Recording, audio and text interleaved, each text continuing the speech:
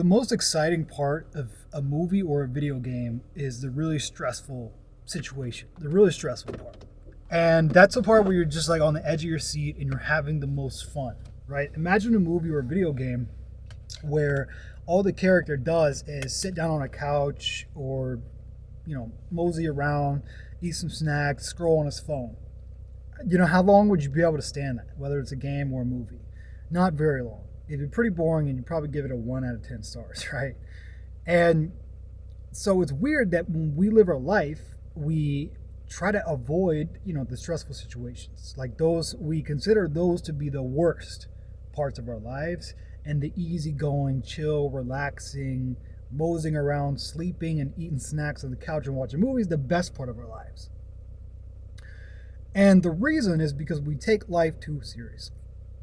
When we take life too seriously, you try to avoid at all costs those stressful situations because we consider those to be bad, right? Because we've been told that stress is bad and yada, yada, yada, and that, living a life where you can basically be on vacation 24/7 is the ideal life, right?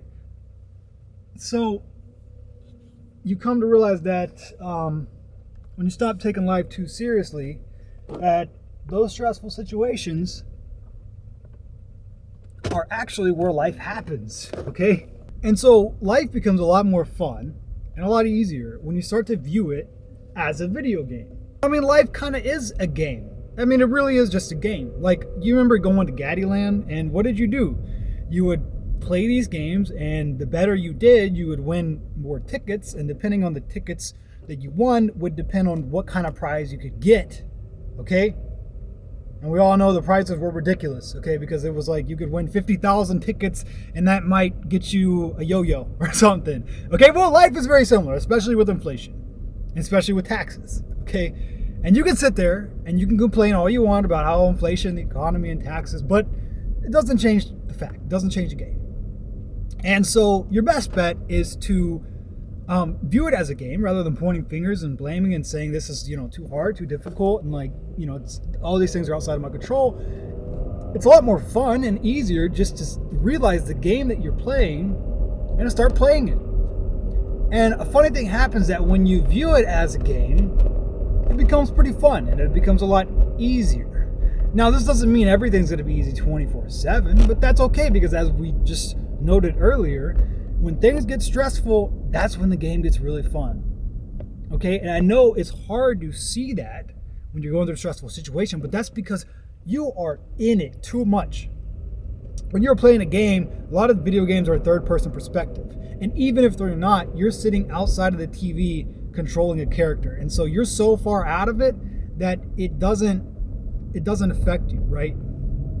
You may feel like the stressful situations when your character's about to die or whatever, but outside of that, it doesn't really affect you that much, okay?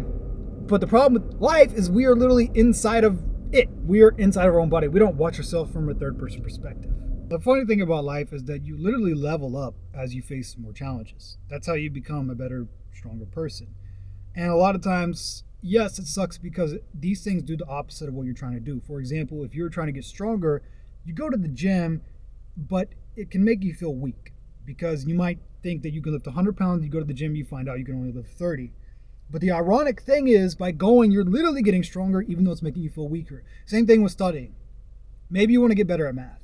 And so you pick up a calculus book and you look at it and it looks like gibberish. And you're like, wow, I feel really dumb that there's people out there who can do this with no problem. And I look at it, I have no idea what I'm looking at. But if you stick through it, you grind through it, you start out where you need to start, whether that's the basics or intermediate level, and you just grind it out, yeah, you'll feel dumb, but guess what? You're actually getting smarter. And so literally in life, when you face challenges, you level up, just like in a video game. And I could draw these comparisons of how similar life is to a video game. And, we could do this all day, but I think I've made my point. And my point is not even to convince you guys that life's a game. I don't need to convince you guys it is a game. My point is that if you take life too seriously, it's gonna suck. And just imagine yourself with how dumb you'd feel if when you passed away and you end up taking off a VR headset and your buddies are all around you and they're like, how was it? Was it fun? Did you, what did you do? What did you do in the game?